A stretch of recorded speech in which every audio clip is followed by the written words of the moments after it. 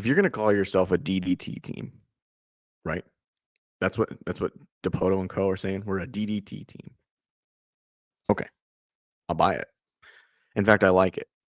That's what the Astros do for the most part. Yeah, they spent some money on like Jose Abreu, but whatever.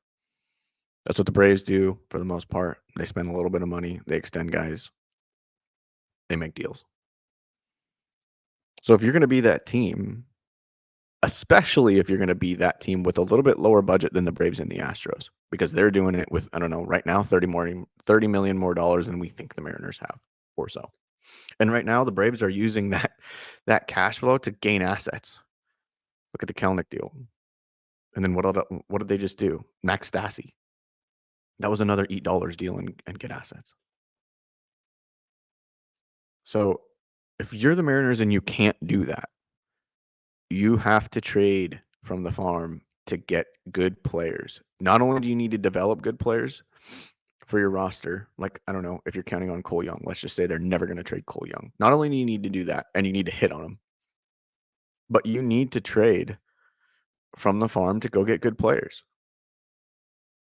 That's what the T part in DDT means, trade. And you can't just sit here and do it from the MLB roster. You can't just take away constantly from the MLB roster and rob Peter to pay Paul if you're going to be a DDT team. That's not how that works. That's how you be an 85 to 88 win team. And the value that you're getting from trading, I don't know, Paul Sewald or the guys that they have dealt recently really isn't much. You're not trading Paul Sewald for Randy Rosarena. You're trading him for guys that you hope hit, like Josh Rojas and Dominic Canzone.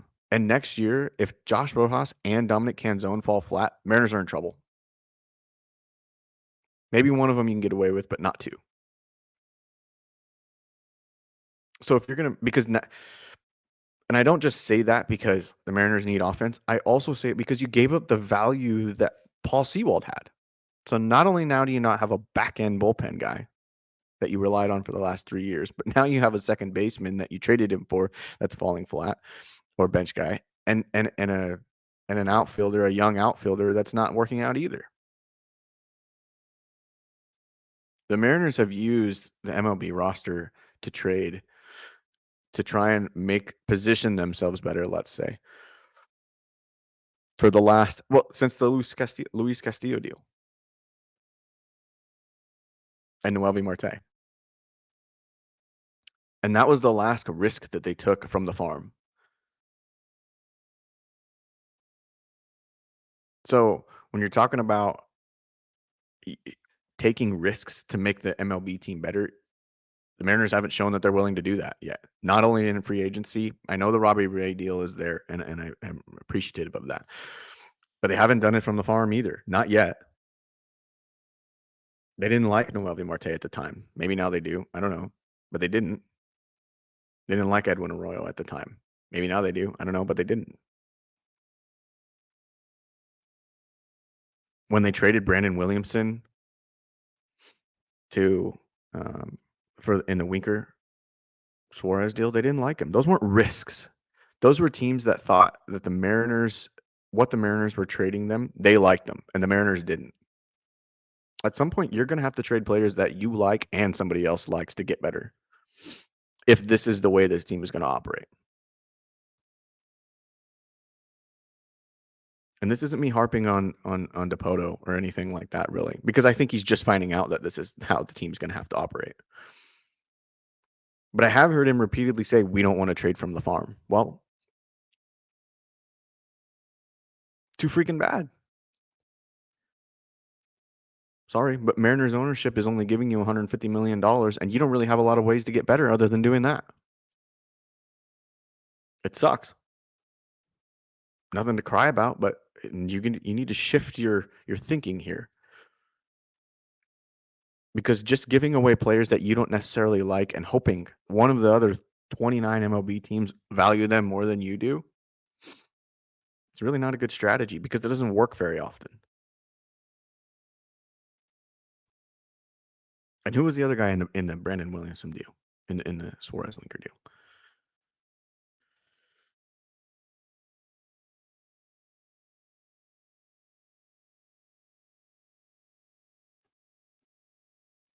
Justin Dunn. We know how they felt about Justin Dunn, right? They didn't love him. Jake Fraley. They didn't love him either. And they gave him cups of coffee in the big leagues. Fraley had an okay year this year. Doesn't change the fact how the Mariners felt about him.